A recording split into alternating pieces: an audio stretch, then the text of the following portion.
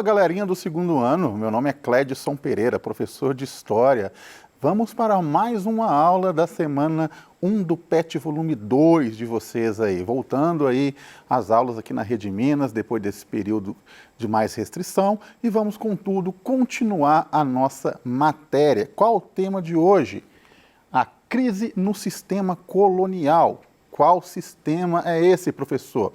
O sistema que foi implantado por nações europeias no continente que hoje chamamos de América. Na verdade, eles deram esse nome para este continente, mas tudo bem. Desde a América do Norte, lá nos Estados Unidos e Canadá, até aqui a América do Sul, com Brasil e Argentina. Qual é o objetivo? Quais são os objetivos? Entender os conceitos econômicos e políticos do período colonial. O período colonial é feito de política, é feito de economia, é feito de relação social. Entender os fatores que iniciaram a crise deste sistema. A gente não vai consolidar o sistema, o fim deste sistema. Vamos falar do início desta crise, tá bom?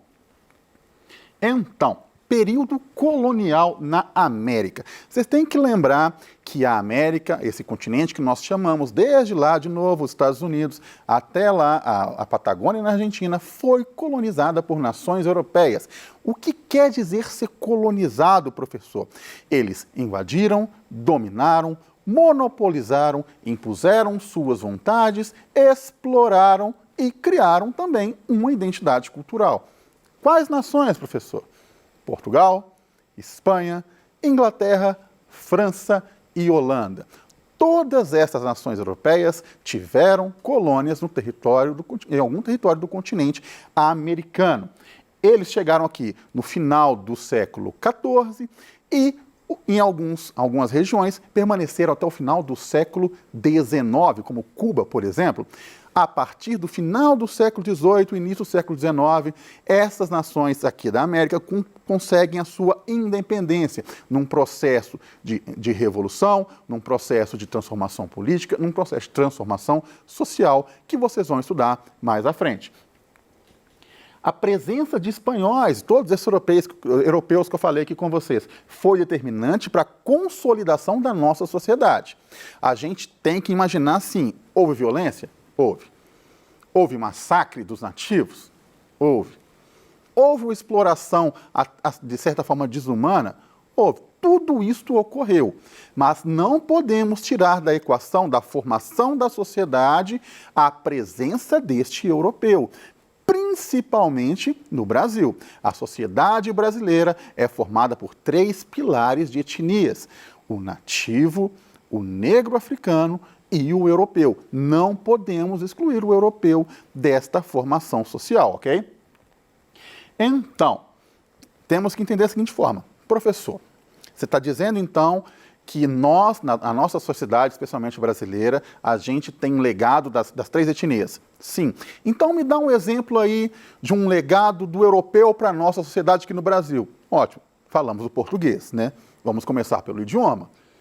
A presença de Portugal foi tão marcante que nós falamos o idioma deles. Ou seja, aí já tem uma formação de uma identidade cultural trazida pelo europeu para cá.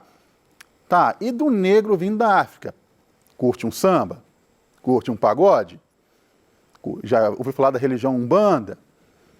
Gosta de uma feijoada? Já comeu um vatapá? Então, a presença da cultura do negro que foi escravizado aqui no Brasil também está muito presente. E do indígena, desde algumas crenças, desde alguns tipos de alimentação, de uns tipos de comportamento social, por exemplo, banho todo dia.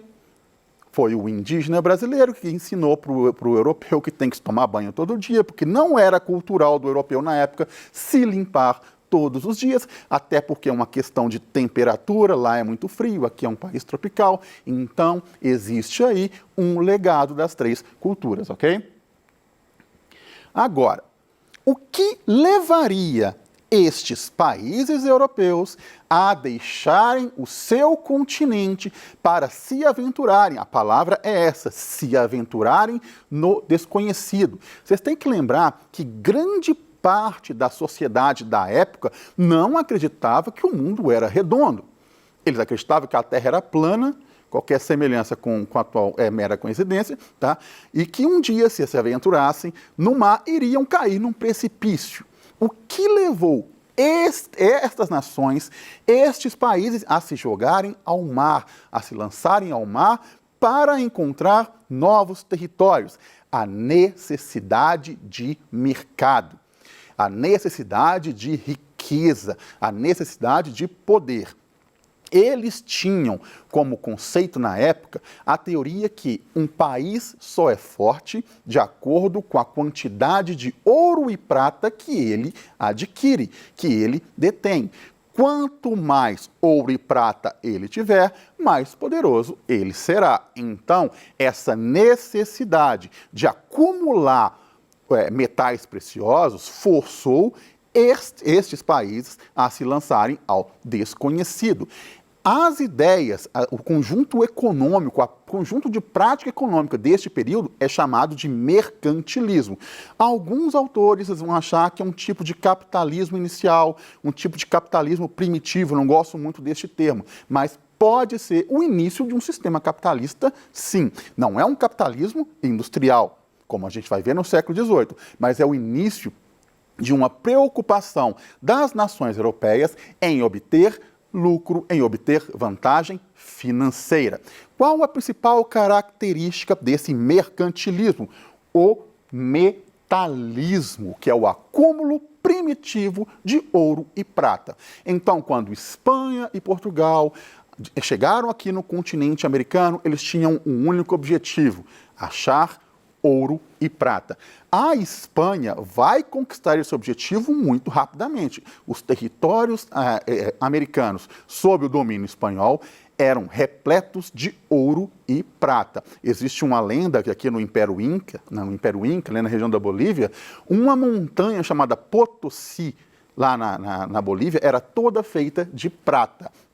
A verdade é que os espanhóis, principalmente, exploraram grande parte dos metais preciosos, essencialmente prata, e mandaram para a Europa. No Brasil, que a gente chama de América Portuguesa, os portugueses não tiveram essa sorte inicial. Eles não encontraram metais preciosos nos primeiros séculos de colonização. Então, diversificaram a sua cultura. Pau-brasil, cana-de-açúcar, somente lá no final do século XVII, início do século XVIII, que eles vão encontrar ouro na região que hoje chamamos de quê? Minas Gerais. Então, este metalismo, essa condição de arrecadar, de adquirir ouro e prata, é uma característica do mercantilismo. Balança comercial favorável. Preste atenção nessa teoria, porque ela é aplicada nas nações até o dia de hoje. Para um país, para uma nação estar bem com a sua economia, a balança comercial tem que ser favorável. O que é isso? O país tem que vender mais do que compra. Ele não pode importar, ou seja, comprar de outro país mais do que ele vende, senão a conta não fecha. Então, é interessante para aquelas nações, desde aquele período até a nossa sociedade atual, que um país venda mais do que compre, senão a conta não vai fechar. Para manter essa balança comercial favorável, eles vão adotar o quê? O protecionismo de mercado, outra prática que é usada até hoje. Professor, o que é proteger o mercado? É você garantir, por meio de leis e taxas, que o produto importado tenha dificuldade de atingir o seu mercado. Explica de novo, explica melhor, professor. Vamos imaginar que a gente mora no país que tem uma fábrica de perfumes. É a melhor perfumaria do mundo? Não. Tem um outro país que produz um perfume melhor. A população do seu país, mesmo morando aqui, vai querer o produto importado. Se o valor do perfume importado for similar ao produto nacional, as pessoas vão querer comprar o produto importado. Vai afetar a economia do seu país, vai quebrar a sua fábrica de perfumes. Se a fábrica de perfumes ela quebra, ela não vai gerar impostos para o Estado diminui a sua arrecadação, os funcionários serão demitidos. Uma vez os funcionários demitidos, não vão ter dinheiro para organizar as compras do comércio local. Então vai disparar uma onda de prejuízos em cadeia que vai afetar desde a economia do lar até a arrecadação do Estado. Para evitar que isso aconteça, o Estado protege o seu mercado. De que forma? Ele taxa a importação, ele dificulta o acesso. Então, o produto importado é mais caro pela alta taxa de impostos para proteger o próprio mercado. Agora, sempre que pensamos em crise no sistema colonial, onde tem um dominador e um dominado, porque era assim que funcionava a colônia, existia a metrópole, que são as nações europeias, que exerciam um monopólio comercial com a colônia. O que é monopólio? Exclusividade. A colônia só pode fazer comércio com a metrópole. Então, ela garante este mercado. É natural que a gente imagine que quando falamos em crise, que a crise comece naquele que é dominado, que vai ter uma revolução, que vai ter uma guerra, que eles não vão aceitar mais aquela imposição cultural e econômica do país dominador, que vai desestabilizar todo o sistema. Ok, na América tudo isso aconteceu, mas não foi o início.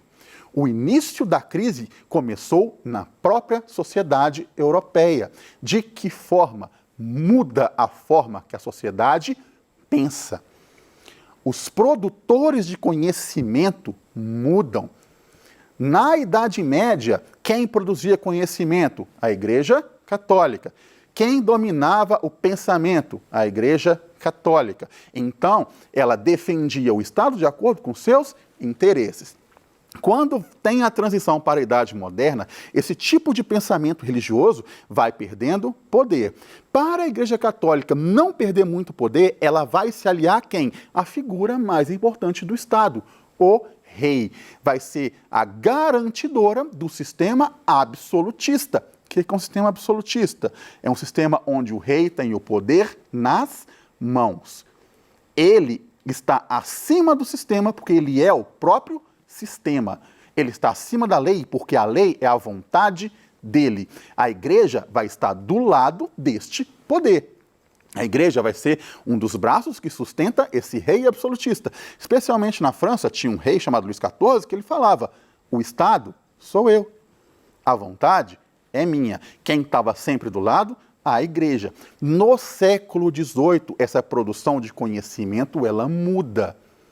Filósofos burgueses que não estavam muito satisfeitos com o domínio da Igreja Católica sobre o Estado, criam uma corrente de pensamento chamado iluminismo, que é contrária à não utilização da lógica em assuntos do Estado, que é contrária ao pensamento irracional, que vai bater de frente com o domínio da Igreja Católica e o poder absolutista neste Estado.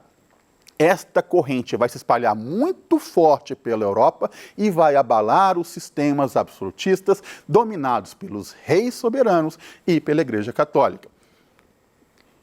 O pensamento iluminista vai servir de base para as revoluções na América, que eu vou falar daqui a pouco. Um dos filósofos iluministas mais conhecidos é um inglês chamado John Locke. Olha o que ele falava. Ele falava que a teoria que todo ser humano tem direito natural à liberdade, à prosperidade e à felicidade. Ele criaria um contrato social com o dominante e este dominante, o Estado, deveria garantir esses direitos ao cidadão. Se o Estado não garantisse, era direito do cidadão tirar o governante. Então, não combina com o absolutismo. Montesquieu, prestem atenção nessa teoria. Se no absolutismo todo o poder está na mão dos reis, Montesquieu fala, o Estado tem 3 poderes: executivo, legislativo e judiciário. Eles são independentes e nenhum pode interferir no outro. Essa teoria é a base da república atual, inclusive no nosso país. Nós temos lá o executivo, que é o presidente, nós temos o legislativo, que é o Congresso, e temos o judiciário, que o STF é um grande exemplo dele. Eles não podem interferir um no outro. Esta teoria surgiu com Montesquieu lá no século XVIII. Voltaire, um dos principais críticos da igreja, do poder da Igreja Católica e defensor da liberdade de expressão. O que é liberdade de expressão? É o poder de você falar aquilo que você pensa, de se expressar, de não ser condenado ou julgado por isso. Jean-Jacques Rousseau defendia que todo poder emana do povo e que todo homem nasce bom. É a sociedade que o corrompe. Se você prestar atenção, você vai perceber que todas essas teorias são contrárias ao poder absolutista. Defende uma liberdade individual, até uma liberdade coletiva. Não combina com o sistema colonial vigente na época. Estas teorias vão servir de influência para um escocês chamado Adam Smith criar uma teoria chamada liberalismo econômico. Por quê? Até então, defendia essa teoria que o rei estava lá por uma vontade divina, ou seja, era irracional. Esse iluminista, esse economista vai falar o seguinte, olha, o mercado não pode ser governado por uma só pessoa. Uma só pessoa não pode determinar o preço de um produto, um preço de outro produto. A teoria é que o mercado regule o próprio mercado. É contrário à intervenção do Estado na economia. De que forma? Como é que os preços vão subir então, professor?